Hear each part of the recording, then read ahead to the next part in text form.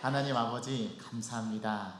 이렇게 오후 찬양 예배 때 저희들이 함께 특송으로 하나님께 영광 올려드리게 하심을 감사합니다. 하나님, 우리 누가세를 축복하여 주시옵시고 오늘 기도 제목 나누어 준 것처럼 하나님 그 기도 제목을 붙들고 기도할 때 하나님 능력을 보여주시고 우리가 하나님의 귀한 역사를 체험하는 저희들 삶이 되게 하여 주옵소서. 특별히 저희들이 이 기도 제목 가지고 간절히 기도할 때 하나님의 뜻이 그 기도 가운데 이루어지며 하나님의 역사를 두 눈으로 목도하는 우리 누가셀 되게 하여 주옵소서. 한 가정 한 사람 모든 세론들이 우리 주님께 귀한 은혜를 받아 누리며 또 하나님 힘든 가운데서도 주님을 그려보고 주님을 붙들고 살아가는 이 삶의 믿음의 고백이 저희들 모두의 고백이 되게 하여 주옵소서.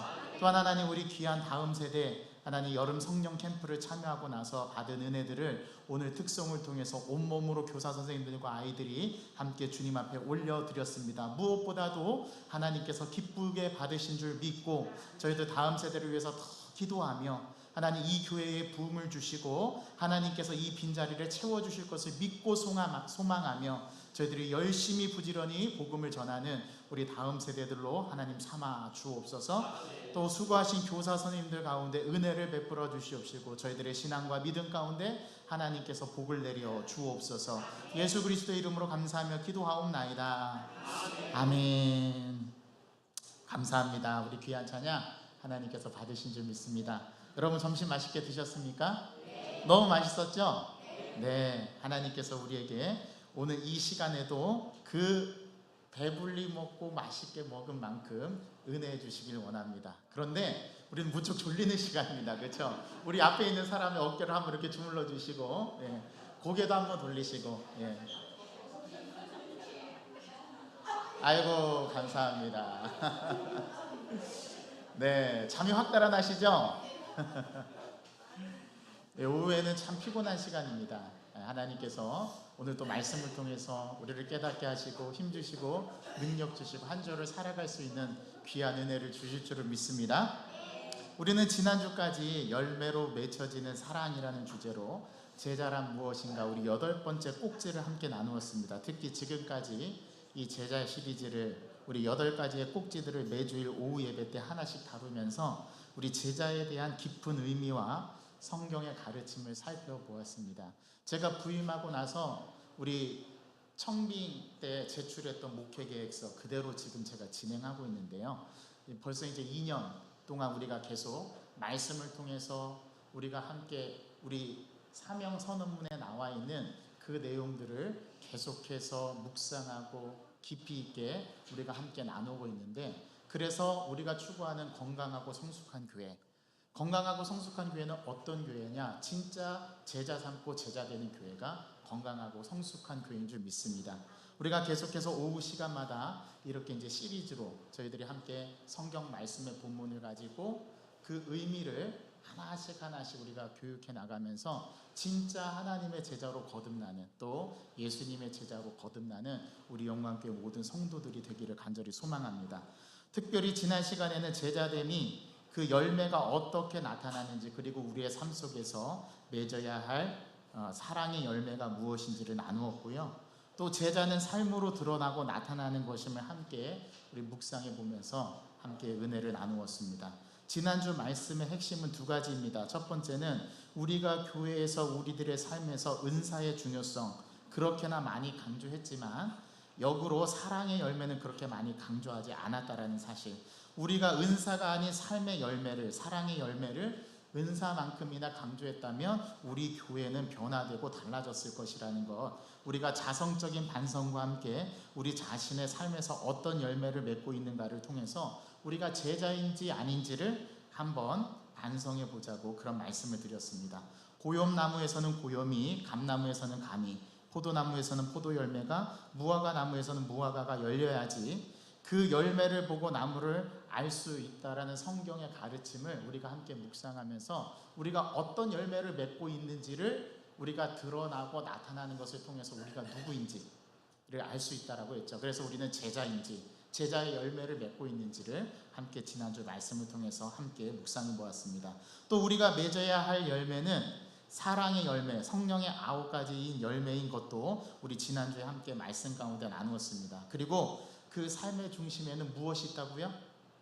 무엇이 그 기저에 있어야 한다고요? 사랑.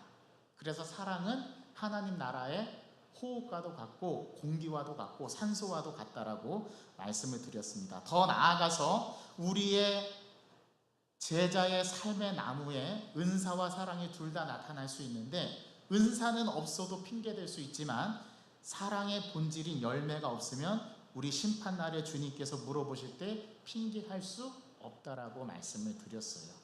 오늘은 제자란 무엇인가 9번째 꼭지 주제를 함께 나누도록 하겠습니다. 여러분, 제자는 하나님이 하신 일과 행동을 찬양하고 그분의 지극히 높으심을 찬양하는 자들임을 오늘 본문을 통해서 함께 나누고자 합니다. 제자란 무엇인가? 제자는 하나님이 하신 일들과 행동을 찬양하고 주님의 지극히 높으심을 찬양하는 제자들, 그 제자들이 바로 제자됨의 의미라는 것을 오늘 좀 함께 나누기를 원합니다. 여러분, 제자는 스승의 가르침을 받아 그 가르침대로 행하는 자, 또 그 가르침을 받들어 따르는 자를 우리는 제자라고 말합니다. 가끔은 여러분들 무협지나 중국 영화를 보면 대부분 이렇게 무술을 소재로 한 영화들을 우리가 많이 보게 됩니다. 근데 무협 영화의 가장 큰 틀은 제자가 스승 밑에서 권법과 무술을 배우고 악의 무리를 응징하고 세상을 선하게 만든다라는 권성징악의 사상이 영화 배경에 가장 두드러지게 많이 나타납니다. 그 제자가 어떤 무술을 하는지는 그 제자와 무술을 겨루어 본 사람만이 알 수 있습니다. 그 제자가 취권을 하는지, 대림사 권법을 하는지, 소림사 권법을 하는지, 그 사람이 습득한 무술을 보고 함께 그 무술을 겨루어 보고 그 무술이 누구의 권법인지를 알아냅니다. 제자는 스승의 가르침과 권법을 전수받아 그것을 세상에 널리 알리고 보급하며 스승의 명성을 높이는데 모든 것을 바치는 게 제자죠.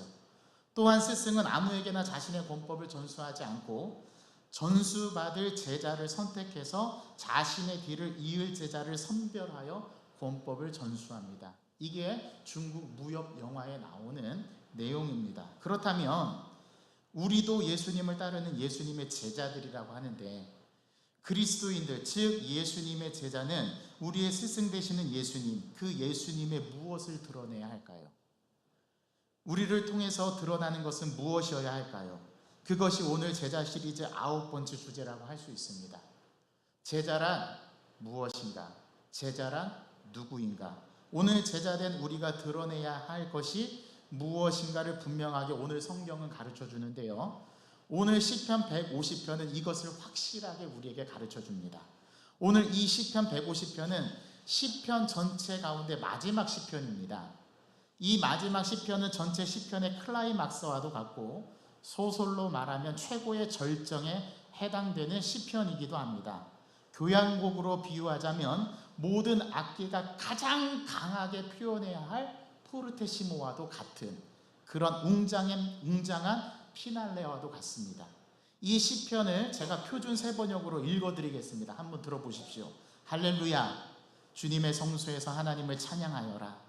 하늘의 웅장한 창공에서 찬양하여라. 주님이 위대한 일을 하셨으니 주님을 찬양하여라.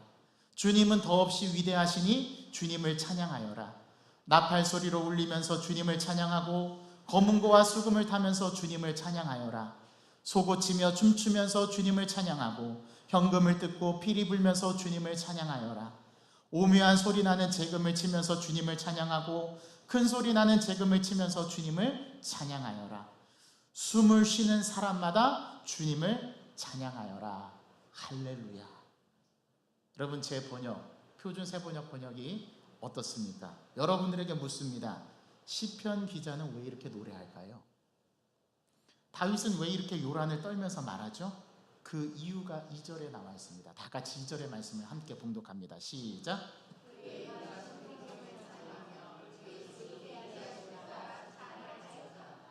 아멘. 다윗은 이렇게 요란을 떨면서 찬양하는 이유가 주님의 위대한 일 때문이라고 말합니다. 주님의 능하신 행동, 주님께서 행하신 일들 때문이라고 오늘 시편 150편 2절을 통해서 말하고 있어요. 저는 어렸을 때부터 찬양을 강조하고 찬양이 뜨거운 교회에서 자랐습니다. 제가 출석했던 교회는 대한예수교 장로교 통합교단이었지만, 지금의 우리 교단이죠. 그런 교단이었지만 분위기는 마치 순복음교회와도 같았습니다. 방언으로 뜨겁게 기도하는 교회였고 찬양이 뜨거운 교회였습니다. 주찬양 선교단, 두란노 경배와 찬양, 옹기장의 선교단, 소리엘, 다윗과 요나단, 박종호 씨, 송정미 씨, 현석주 씨가 부른 그런 찬양들, 당시에 붐처럼 일어났던 복음성가와 CCM 찬양이 예배 시간에 울려 퍼지고 그렇게 찬양이 뜨거운 교회에서 저는 성장했어요. 그러나 예배의 많은 시간을 찬양으로 보냈으면서도 정작 찬양의 개념은 똑바로 배우지도 또 올바르게 배우지도 못했습니다. 제가 찬양에 대해서 올바르게 배웠던 것은 신학대학교 예배학 그런 과목과 찬송가학을 수강해서 배울 때 처음으로 제대로 배웠던 것 같습니다. 제가 수없이 던졌던 질문들을 이 시간 여러분들에게도 던져봅니다. 여러분, 찬양이 무엇입니까? 여러분, 찬양의 정의에 대해서 한번 얘기해 보세요. 저 여러분들은 수없이 찬양하고 오늘도 찬양했습니다. 찬양이 뭐죠? 곡조가 있는 노래, 곡조가 있는 기도. 아주 교리적으로 정확하게 대답하셨습니다.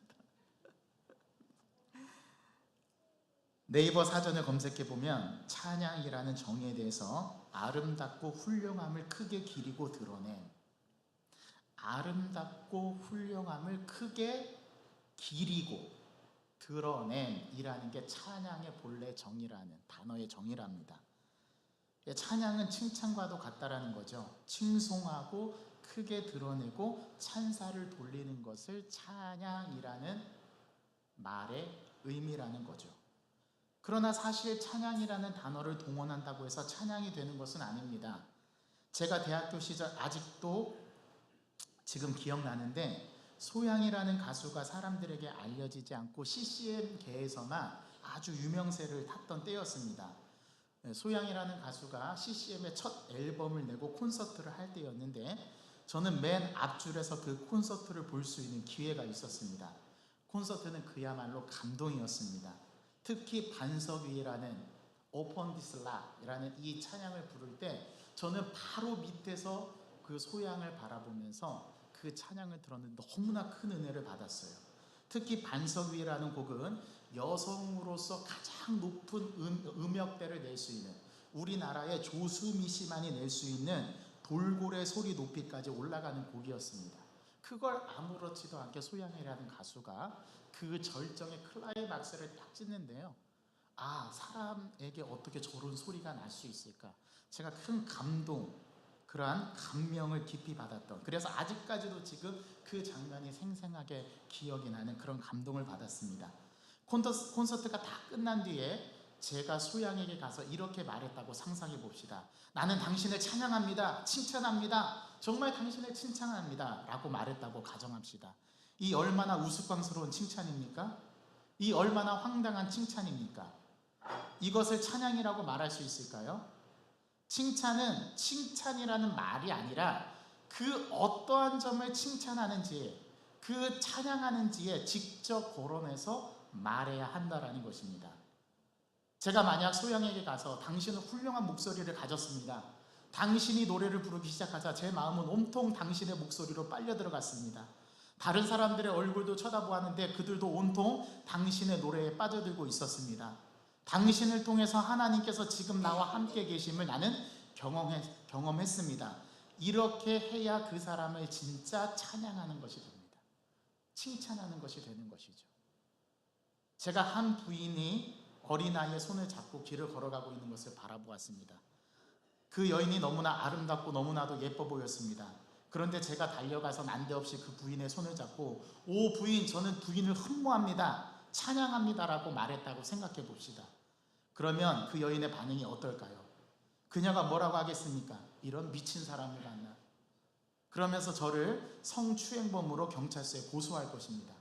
그러나 만일 제가 그 부인에게 다가가서 실례합니다. 부인께서 이 아이의 어머니이십니까? 라고 한다면 그 부인은 순순히 예라고 대답할 것입니다.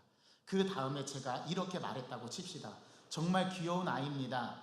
아이가 참 잘생겼네요. 이런 아들을 두셔서 정말 좋으시겠습니다. 이 대화에서 저는 흠모라는 말, 찬양이라는 말을 한마디도 쓰지 않았지만 저는 그 부인을 진정으로 칭찬하고 찬양한 것과 다름이 없다라는 거 여러분 아시겠습니까? 왜냐하면 그 칭찬과 찬양에 대한 내용, 그 이유를 제가 말했으니까요. 한 유명인 연예인에게 다가가서 나는 당신을 존경합니다. 당신을 칭찬합니다. 당신을 찬양합니다 라고 말한다면 그는 달아나버리고 말 것입니다. 왜냐하면 제가 스토커처럼 느껴지게 될 것이기 때문에 그렇죠. 이때는 이렇게 말해야 합니다. 여기서 당신의 연기를 제가 쭉 감상했는데요. 당신이 눈물을 흘리는 그 감정 연기는 제 마음을 뭉클하게 했습니다. 저도 같이 눈물을 흘리게 되었습니다. 당신의 그 감정이 저의 마음을 자극했기 때문입니다. 그래서 저도 울 수밖에 없었습니다.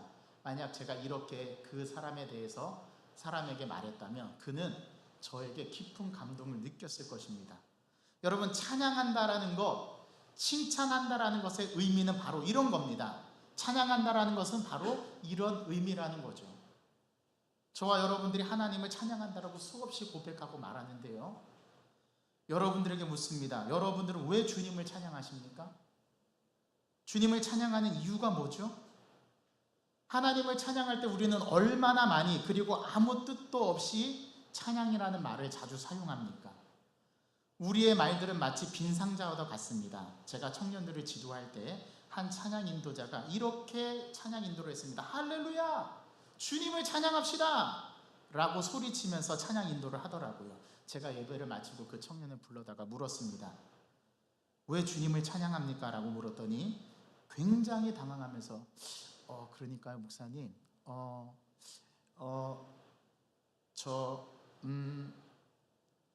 말을 못하더라고요. 그래서 제가 물었습니다. 그는 자기가 왜 주님을 찬양하는지 몰랐던 것입니다.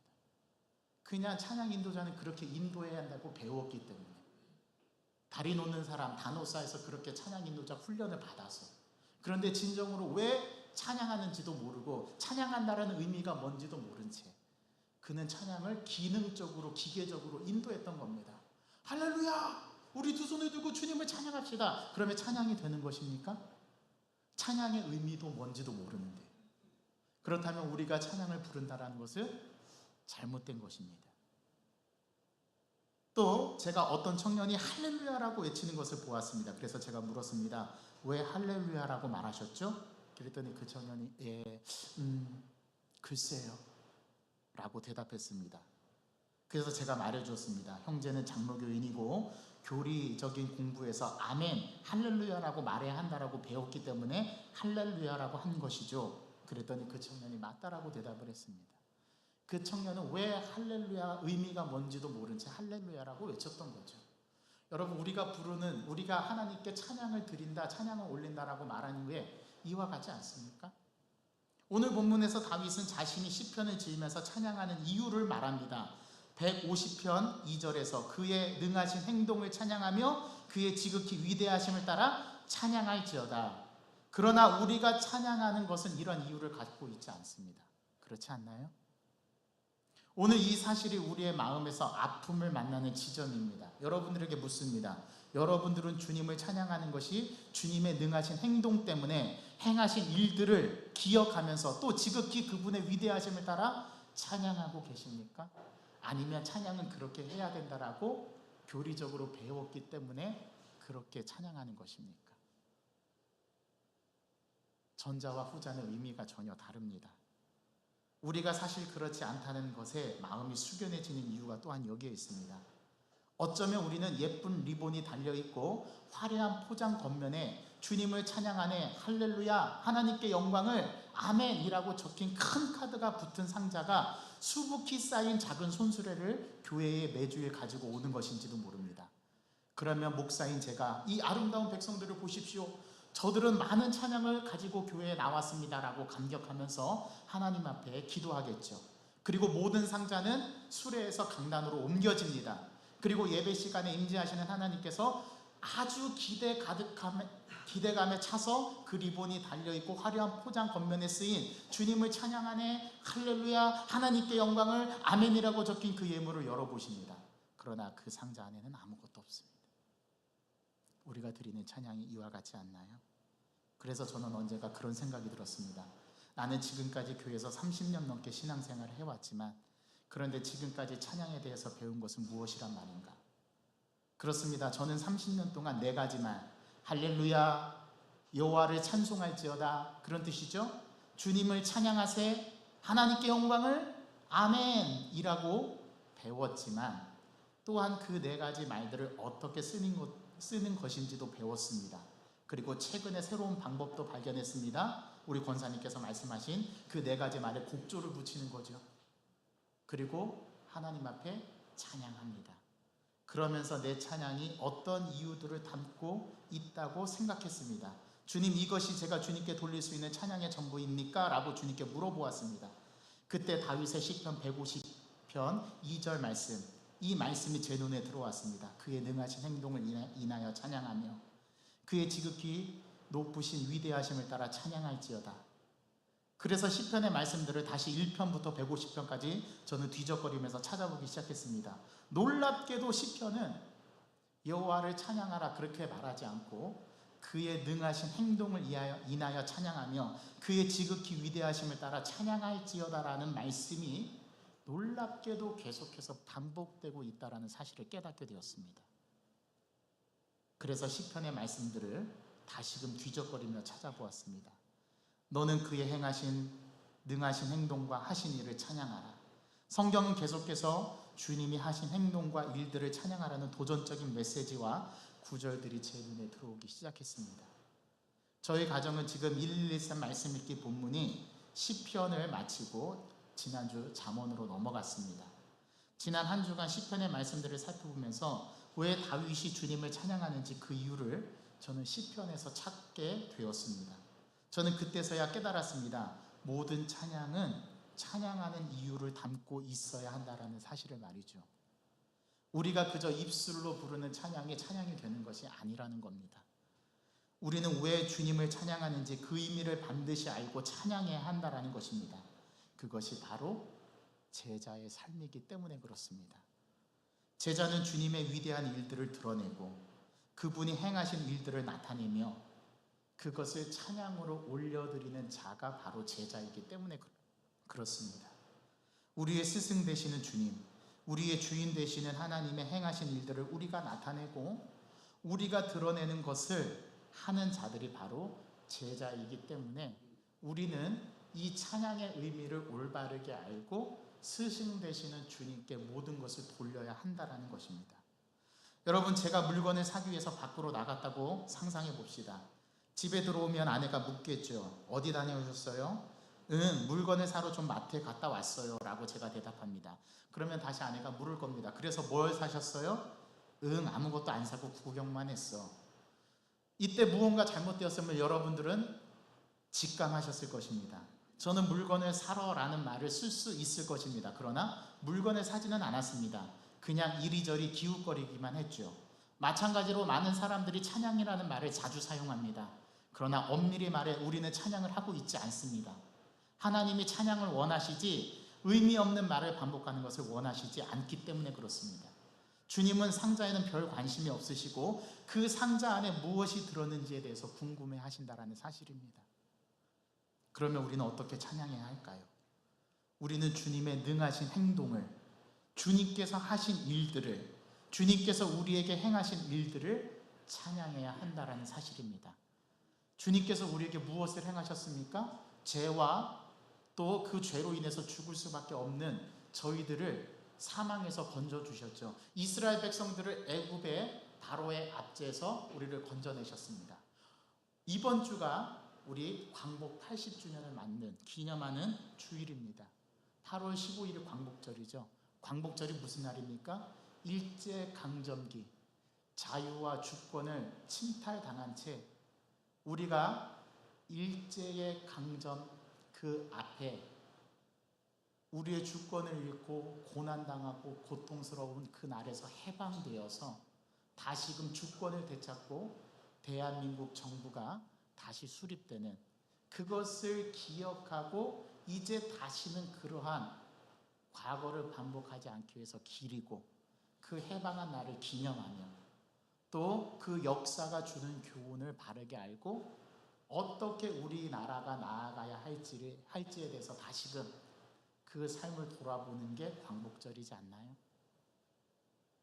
이스라엘 백성들이 바로의 압제에서 그 백성들을 끄집어내어서 젖과 꿀이 흐르는 땅, 가나안 땅, 즉 천국, 하나님께서 주시는 참된 그 땅을 향해서 하나님께서 인도에 가시기 위해서 이스라엘 백성들을 애굽에서 탈출시켰어요. 그게 하나님께서 행하신 위대한 일, 위대한 하나님의 역사이지 않습니까? 그걸 찬양하라는 거예요. 하나님께서 우리에게 행하신 일들을 찬양하고 나의 가정에 행하신 일들을 찬양하고 간접적으로는, 즉 직접적으로는 나에게 주님께서 어떠한 일들을 행하셨는지 그걸 찬양의 가사로, 찬양의 내용으로 담아내지 않으면 우리가 올려드리는 찬양을 찬양으로 말할 수 없다라는 겁니다. 그리고 우리는 더 이상 주님의 제자가 아닌 것이 되는 것이죠. 어쩌면 우리는 시골 흙탕길에 빠진 차가 된 꼴이 되었습니다. 진흙탕에 깊이 빠진 차는 그 진흙탕에서 빠져나오기 위해서 부르릉 소리를 요란스럽게 내며 연료를 소모하지만 꼼짝도 하지 않습니다. 우리 역시 같은 문제를 안고 있는 것이죠.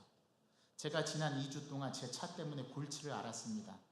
시동이 켜지면 RPM이 오르락 내리면서 시동이 꺼지는 것입니다. 그리고 한번 시동이 꺼지면 다시 켜지지 않는 거예요. 그러면서 몇 시간 지나고 나서 또다시 시동을 걸면 또 시동이 켜지고 다시 RPM이 오르락 내리락 하다가 다시 시동이 꺼지는 것을 반복합니다. 한 번은 가까스로 시동을 켜서 교회에 오기 위해서 아파트 신호등 앞에 그 사거리에서 대기를 하는데 시동이 꺼져 버렸어요. 다시 시동이 안 걸리는 겁니다. 순간 당황스럽더라고요. 뒤에서는 빵빵거리지, 신호는 바뀌지. 결국에는 내려서 제가 차를 밀어가지고 반대편에다가 내려서 SOS 긴급 출동을 불렀습니다. 결국 SOS 보험사에 연락해서 긴급 서비스를 받아 카센터로 갔더니 정확한 원인을 차량을 다 시스템적으로 점검을 해봐야 되고 또 다 뜯어봐야지 알 수 있다고 합니다. 일단 제가 그럴 수가 없어서 수리를 할 수가 없어서 응급처치를 받은 후에 집으로 돌아왔습니다. 일단 RPM만 조금 높여서 조정을 하고 시동이 꺼지지 않도록 다시 이제 RPM을 조정하고 집에 왔는데 똑같은 증상이 계속 반복돼서 이게 시동이 안 걸리는 거예요. 그래서 다시 SOS 긴급 보험사에 연락을 해서 서비스를 받아가지고 견인을 해서 카센터로 갔습니다.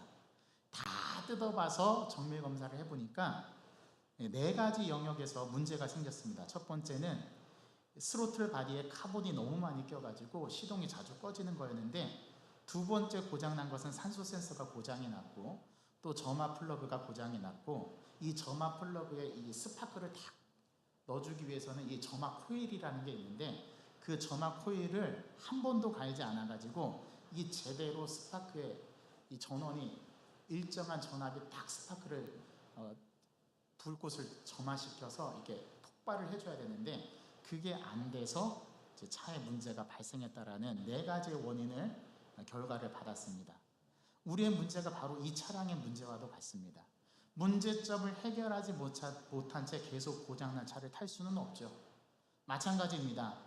우리는 다른 사람들에게 찬양에 대해서 목청 높여 말했지만 진정으로 귀한 찬양은 어떻게 드려지는지, 그 내용이 무엇인지는 우리 잘 몰랐다라는 것입니다. 우리에게는 주님을 찬양하세, 할렐루야 등의 말 외에 주님을 찬양할 말들이 없다는 데에 그 문제의 깊이가 있습니다. 그래서 찬양에 대해 우리가 얼마나 빈곤한지를 깨달아야 합니다. 그때 우리는 깨닫게 됩니다. 내가 얼마나 알맹이가 빠진 찬양을 주님께 드리고 있었는지를 말이죠. 찬양은 진짜 제자인 우리들이 하는 일이어야 합니다. 진짜 제자는 주님의 행하신 행동을 찬양하며 주님의 위대하심을 따라 찬양합니다. 그래서 그 찬양은 우리의 모든 것을 포함합니다. 나의 삶, 나의 목소리, 오늘 우리 귀한 다음 세대들과 교사 선생님들이 나와서 나의 손짓과 몸짓과 뛰면서 나의 행동으로 찬양하고, 나의 악기, 나팔소리, 비파, 수금, 소고, 현악과 퉁소, 큰 소리 나는 재금, 소리 나는 재금으로 주님의 위대하심을 찬양해야 합니다. 신디사이저로, 베이스로, 드럼으로, 우리의 목소리로 열정을 다해 찬양하는 것 중요합니다. 그런데 그 안에 무엇이 담겨 있느냐, 그게 더 중요합니다. 오늘 시편 기자는 우리에게 가르쳐 줍니다. 그의 행하신 일들을 찬양하라. 지극히 높으시고 위대하신 주님을 찬양하라. 또 오늘 시편은 우리에게 호흡이 있는 데까지, 호흡이 붙어 있을 때까지 여호와를 찬양해야 한다라고 말합니다. 그거 아십니까? 우리에게 호흡이 없다면 우리는 찬양할 수 없다는 사실을요. 진정한 제자는 주님을 드러내고 주님이 행하신 일들을 칭송하고 기리며 높이는 자라는 사실, 그게 바로 제자입니다. 그러면 제자는 무엇을 보고 제자됨을 알 수 있냐? 그 제자가 누구를 높이고, 그 제자가 무엇을 찬양하고, 그 제자가 어떻게 주님을 드러내는지, 그걸 보면 우리가 주님의 제자인지 아닌지가 드러난다라는 사실입니다. 묻습니다. 저와 여러분들은 진정한 주님의 제자입니까? 하나님 아버지, 우리가 올려드리는 찬양, 그 찬양의 의미는 우리가 주님 앞에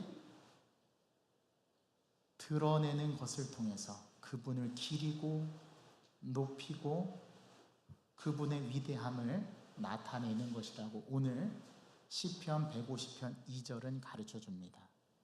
우리는 날마다 주님께 나아올 때 리본에 예쁜 포장을 한 그러한 선물 상자를 가지고 그 위에 할렐루야, 하나님께 찬양, 주님께 영광을, 아멘이라는 말로 주님 앞에 상자를 드리지만, 우리 주님께서 기대 가득 찬 모습으로 그 상자를 열어보았을 때 아무 것이 또 없다면 그 상자는 빛 좋은 개사구처럼 아무 의미가 없는 그러한 모습에 불과하다는 것을 오늘 시편 기자의 고백을 통해서 우리는 찬양의 의미를 되새겨 봅니다.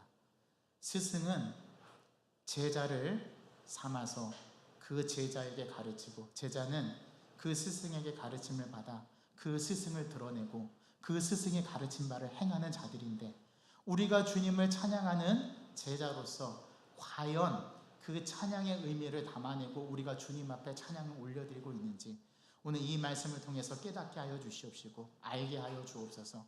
그래서 우리는 주님을 드러내고, 내가 나를 드러내는 것이 아니라 주님을 드러내고 주님께서 하신 일들을 높이고 그것을 기리며 그 위대하심을 주님 앞에 우리의 목소리로 올려드리고 찬양으로 주님 앞에 올려드리는 그 내용이 우리 안에 진정으로 담겨지길 원하오니, 하나님, 저희들의 삶의 모습이 제자로서 스승을 드러내고 주님을 드러내는 그 놀라운 행하신 일들을 드러내는 삶이 되게 하여 주시옵시고 그것을 증명하는 우리의 삶의 모습이 되게 하여 주옵소서. 예수 그리스도의 이름으로 감사하며 기도하옵나이다. 아멘.